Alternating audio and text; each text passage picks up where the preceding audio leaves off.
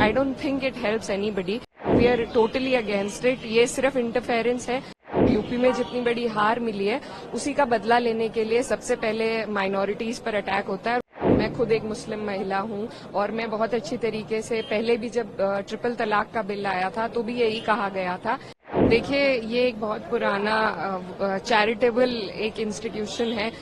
वक्फ की जो जमीन है वो कैसे दी जाती है, सबसे पहले ये समझने की जरूरत है। अगर मैं आपको कुछ दे रही हूँ, उसमें कोई तीसरा इंसान, मैं आपको अपनी चैरिटी अपने मन के हिसाब से आपको कुछ दे रही हूँ, उसमें कोई दूसरा इंसान आपको आके बताए कि आप उसका किस तरीके से इस्तेमाल कर सकते हैं, और सारी की सारी जो पावर्स है वो आप अगर जिला अधिकारी को दे देंगे तो उसमें I don't think it helps anybody and we are totally against it. ये सिर्फ इंटरफेरेंस है, क्योंकि ये सरकार जिस तरीके से इनको मैंडेट मिला है और यूपी में जितनी बड़ी हार मिली है उसी का बदला लेने के लिए सबसे पहले माइनॉरिटीज पर अटैक होता है। और मुझे लगता है अगर इसी तरीके से अटैक हुआ, it's not just an attack on minorities but also on the constitution, on article 14, article 25, article 26, it's a direct attack. So and it is not just for Muslims. I think all the minorities in the country need to be aware of this government's intent, of their intent to interfere with one's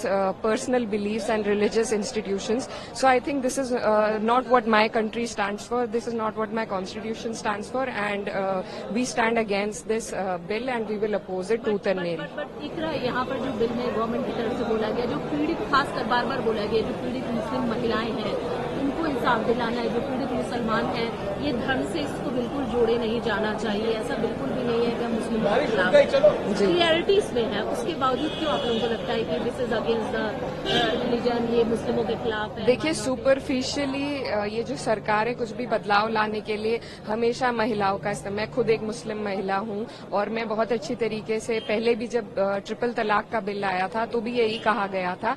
पर मेरी मांग भी थी, मैंने minister of education से मांग करी थी कि आप अगर महिलाओं के लिए कुछ करना चाहते हैं तो आप उन्हें पहले पढ़ाइए, और अगर ये उसमें महिलाओं को इंक्लूड करना चाहते हैं, वो एक सिर्फ वो स्टिपुलेशन नहीं है, इसमें सारी पावर जिलाधिकारी को दी गई है, इसमें सारी पावर, इसमें और people from other communities have to be a part of it. तो इस तरीके के बहुत प्रावधान है, सिर्फ उसको सेल किया जा रहा है कि हम विमेन को इसमें इंक्लूड कर रहे हैं। पर जैसा अभी हमने देखा है ट्रिपल तलाक में, अब क्या होता है, there are a lot of abandonment cases. पहले तलाक हो जाते थे लेकिन अब औरतों को सिर्फ अबैंडन कर दिया गया है, और जो उनके पति हैं वो जेल चले जाते हैं, वो उनके पास वैसे भी उन्हें कुछ उससे फायदा नहीं होता है। तो सुपरफिशियली उसे दिखाने के लिए महिलाओं का वो नाम का इस्तेमाल करते हैं, बट इंटेंट जो उनकी है वो पूरा विपक्ष, पूरा देश और सब लोग समझते हैं। And I think all the minorities of this country are together in it and we will oppose it.